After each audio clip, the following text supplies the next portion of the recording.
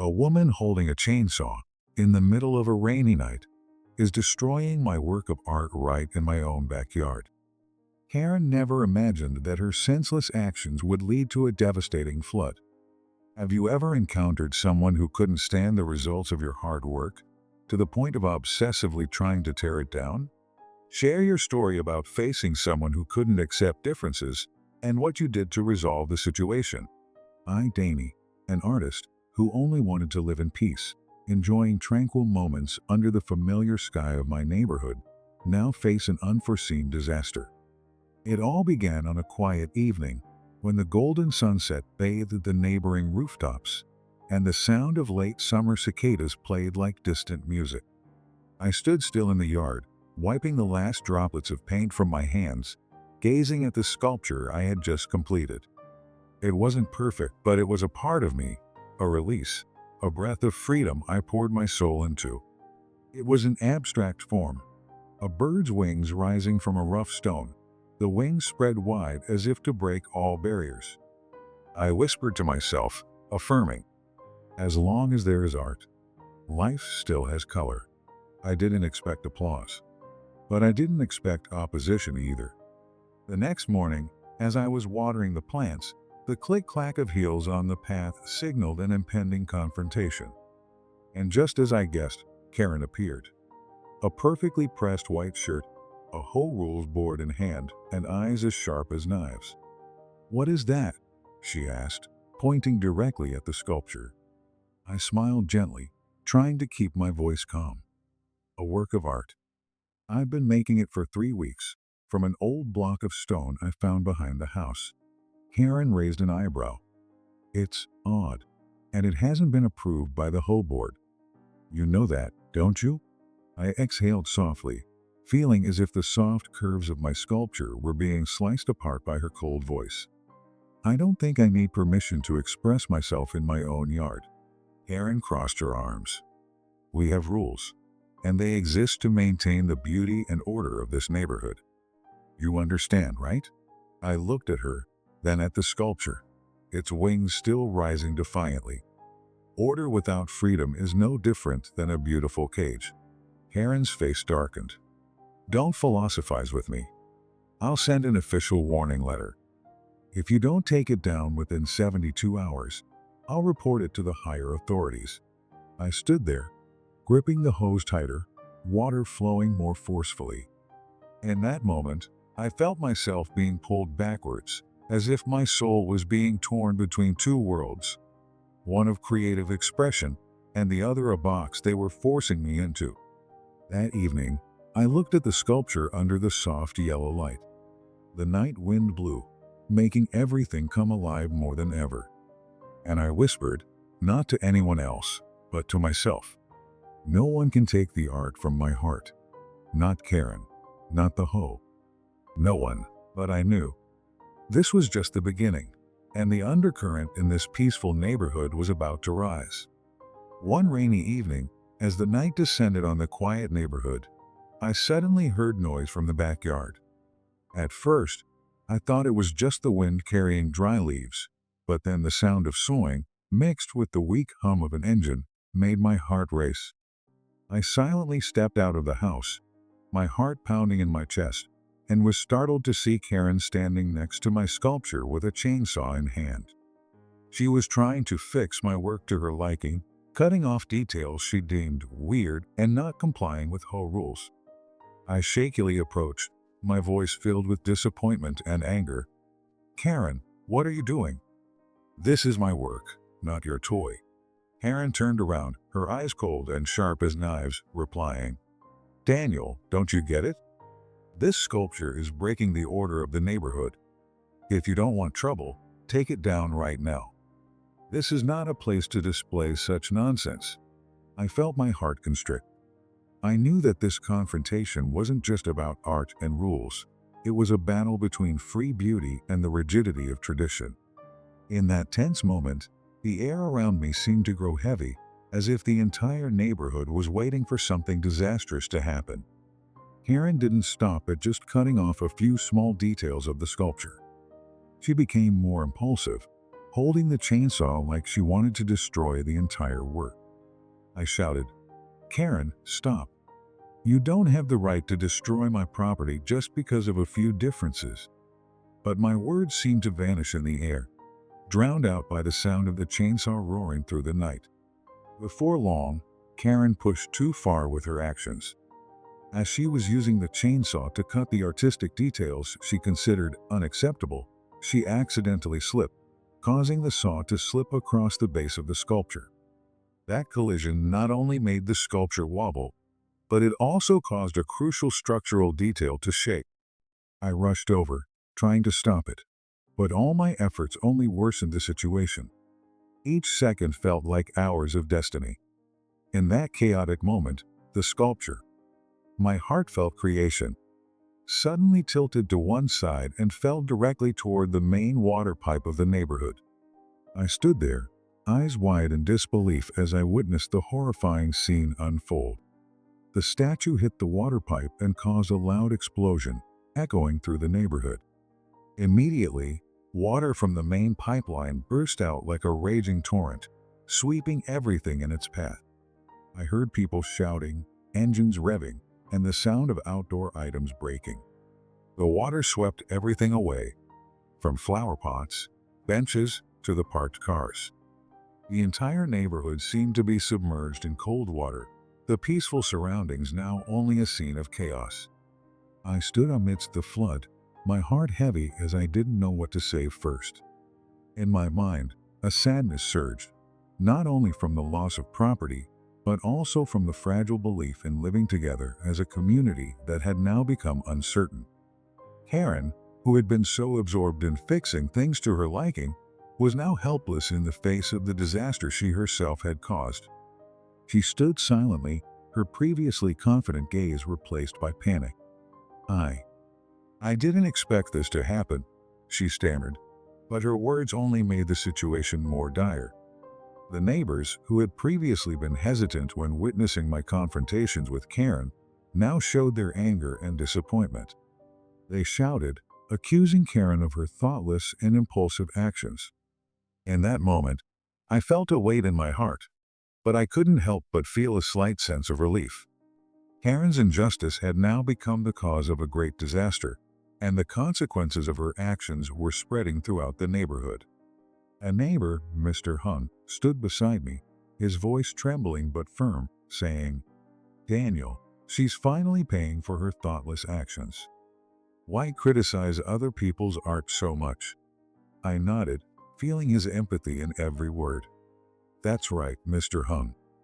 I just wanted to create an artistic living space, a place where everyone could experience beauty. But Karen, she only struggles with anything that isn't what she thinks." As the water kept flooding the streets, the sight of a waterlogged neighborhood made me remember the dreams of my youth, dreams of freedom unbound by rigid rules.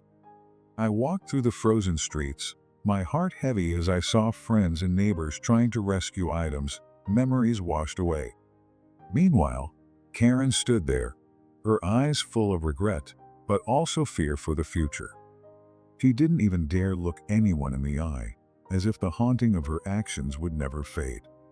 "Karen, what have you done?" I said, my voice echoing through the flood and the rustling sound of water. She didn't reply, only silently bowed her head, as if she knew that all she had done not only hurt me but also broke the heart of the entire community. "I never wanted conflict, but today, you've made everything irreparable," I continued, my voice a mix of anger and sorrow. In that moment, I sensed a shift in the atmosphere. The neighbors, who had once supported me because they saw me as a simple artist, now began to turn toward me.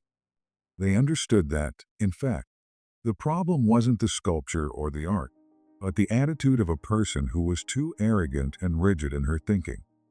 "Let's help each other get through this hardship." An elderly woman, standing beside me, spoke up, her voice warm but determined, amidst the whistling wind and rushing water. Those moments seemed to open a door to forgiveness and unity.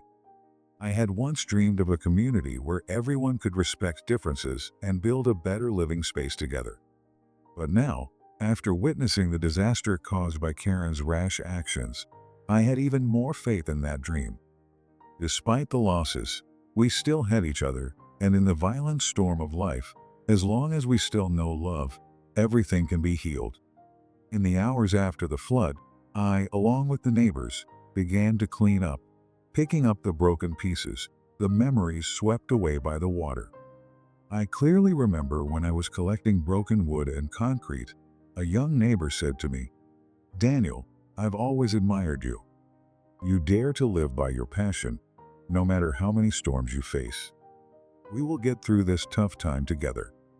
Those words were like a balm for my soul, helping me forget the sorrow and disappointment from the previous night. Karen stood amidst the remaining water, her eyes trembling and filled with remorse as she walked out of her small house. The once familiar street was now only a scene of punishment. I vividly remember that moment. Karen, looking as if she were about to collapse, her eyes glistening with tears while whispers and accusations filled the street. A middle-aged man, his voice deep but full of weight, could no longer contain himself. "You've stolen our trust." His voice was firm, his gaze no longer gentle. An elderly woman stood beside him, her voice trembling but decisive, adding, "You took it upon yourself to wield power, but now you must take responsibility for all the damage you've caused." Karen stood there, silently, not knowing what to say next. She could only lower her head, her eyes fixed on the dirty water and the broken pieces of the sculpture, a symbol of the passion she had unintentionally destroyed. I stepped forward, my voice gentle but laced with sarcasm. "Karen, do you realize that every broken piece holds our memories of a time gone by? You've destroyed not just a work of art, but the trust of this community." Karen flinched, tears beginning to fall, and she whispered, I'm sorry. I didn't realize the consequences of my actions. I just thought I was protecting order. But now I understand that I've hurt everyone." The rushing water outside seemed to drown the neighborhood's sorrow even more. Another neighbor, his voice heavy but filled with empathy, spoke up. "We can forgive, but the consequences of your actions cannot be erased. You must face those consequences, from the material losses to the loss of everyone's trust." Karen shrunk back, as if she wanted to disappear into a small shadow amidst the angry crowd. Each accusation felt like daggers piercing her heart, and the air around her seemed to be filled with remorse and fear. Some of the neighbors, who had once been hesitant and only quietly observed, could no longer contain their anger, murmuring, "Karen, think again. Don't let your foolish actions add more suffering to the whole neighborhood." A sobbing cry rang out from a young mother, lamenting not only the material losses, but also the spiritual damage to the community. As Karen stood there, her eyes filled with sadness and remorse, I wondered if things would ever go back to the way they were. My sculpture, once a symbol of passion and freedom, was now just a broken piece of the past. But perhaps from these broken pieces, we can learn a valuable lesson. Each scratch, each shard is not just a loss, but a reminder of the time of conflict, of pain, and of redemption. In the long nights that followed, as the neighborhood slowly regained its order, I often sat by the window, silently gazing at the broken pieces of the sculpture and recalling the sound of the chainsaw, the roaring water, and the harsh words. In those moments, I told myself, art is not just about beautiful pieces on the walls, but the story of humanity, of faith, and of the desire to live. If a piece of art can spark such controversy, it surely must have touched people's hearts. Day by day, the pain and consequences of the flood disaster gradually gave way to recovery and unity. The neighbors, though they had suffered losses and wounds, now became more united. They came together to rebuild the shared space, sharing stories, memories of the past, and hopes for a brighter future. In a tense but emotional neighborhood meeting, I said to everyone, "We won't let sorrow dominate us, but let love and forgiveness propel us forward. Let's get through this hardship together." Amidst the words of comfort and forgiveness, Karen still stood there, silently at the corner of the room, her eyes fixed on me as if searching for a glimmer of hope. She whispered, "I'm sorry. I know I can't fix what's happened, but I'll try to change, try to make up for my mistakes." Her small but sincere voice made the cold atmosphere seem just a little warmer. Though many people were not yet ready to forgive, at least that moment opened a path for redemption. As for Karen, after all the harsh reproaches and disappointed gazes from everyone, she gradually realized that power doesn't come from imposing rigid rules, but from understanding and mutual respect. I still remember the time she came to me while cleaning up after the disaster, her voice trembling. "Daniel, I'm sorry. I was wrong. I tried to protect what I thought was right. But in the end, I caused pain to everyone." I didn't answer immediately, just silently looked at her. Even though my heart was filled with anger, I understood that sometimes people need to go through mistakes to recognize the true value of living together. Over time, the neighborhood slowly regained its peacefulness. Although my sculpture was no longer intact, it became a symbol of a valuable lesson. A lesson in freedom in art, in forgiveness, and in humanity.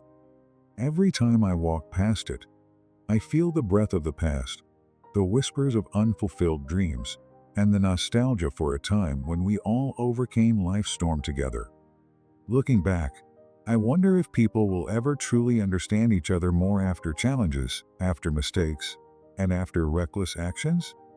Perhaps, art is not just individual creativity, but a bridge that helps us realize that, even though everyone may live differently, in the end, we all belong to the same community. And it is precisely in the darkest moments that the lights of compassion flicker, leading us through every difficulty. Now, when I look back at that horrific event, I don't just remember the loss of my sculpture, but also the painful moments, the sorrow, and the hope for renewal. I know that each crack, each broken piece of that artwork carries its own story. The story of an artist daring to dream, of a neighbor too rigid, and of a community finding itself again after the storm.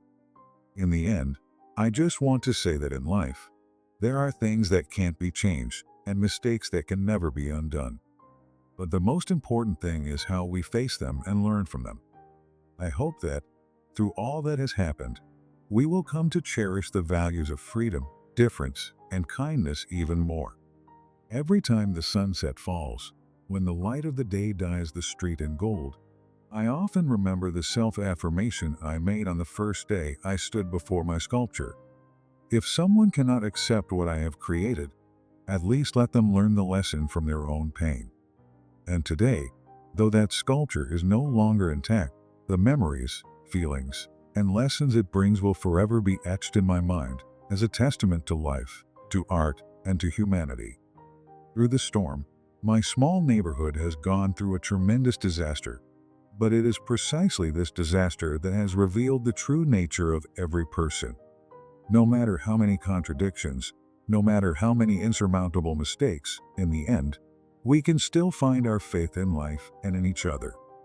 And I, though hurt by Karen's actions, remain determined to keep creating, to keep living my way, because art never submits to the constraints of rigid rules. That night, as everything calmed down after the flood, I stood alone in the puddle of water, the streetlights dimly flickering, my mind reflecting on the fate of every person. The sound of water still flowed gently, like a whisper of time, reminding me that no matter how many setbacks, life always continues. I wondered if in the darkest moments, it is the light of trust that truly rises and guides us through challenges.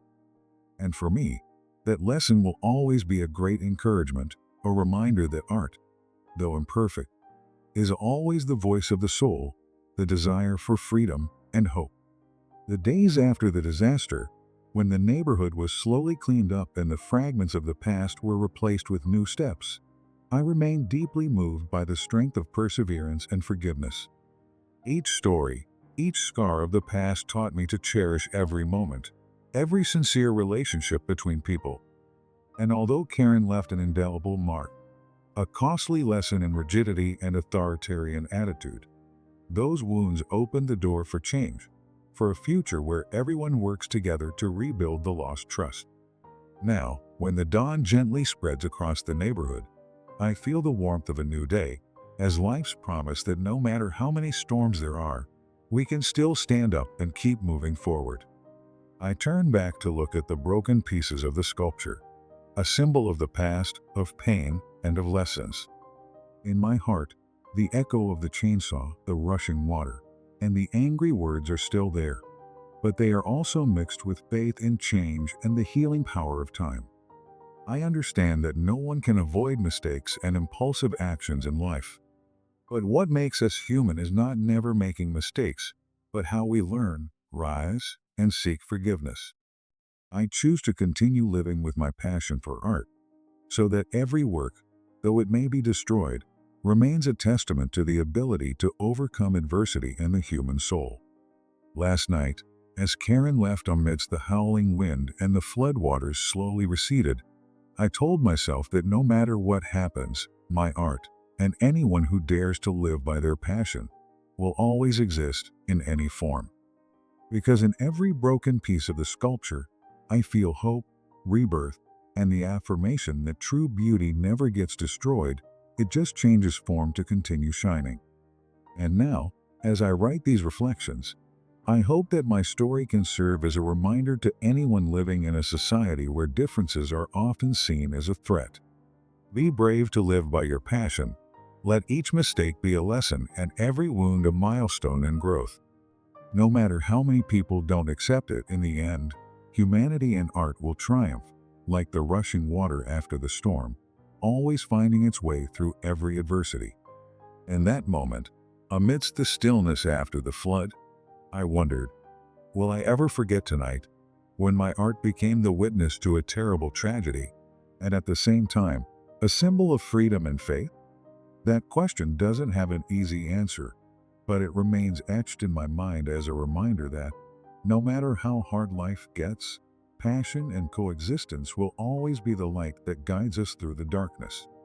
And so, with each step, each breath, I cherish more the peaceful moments, the memories, even though painful, but also filled with the strength of faith. Even though Karen caused the flood disaster and plunged the neighborhood into chaos, at the same time, that event also affirmed that when people listen to their hearts, forgive, and learn from mistakes, every wound can be healed. I, Daniel, now continue to live with my passion for art in every line, every piece of life, hoping that one day, everyone in this neighborhood will see the true beauty of differences, of a self that will never be subdued by rigid rules. And though the past leaves indelible marks, I still believe that in every tear, in every smile amidst hardship, there is always hope. The hope for a brighter tomorrow, for a community that knows love and shares. That night, amidst the sound of rustling water and the dim lights of the street, I learned that art is not just works displayed on walls, but the story of us. The story of those who dare to dream, dare to fail, but never give up on believing in the good.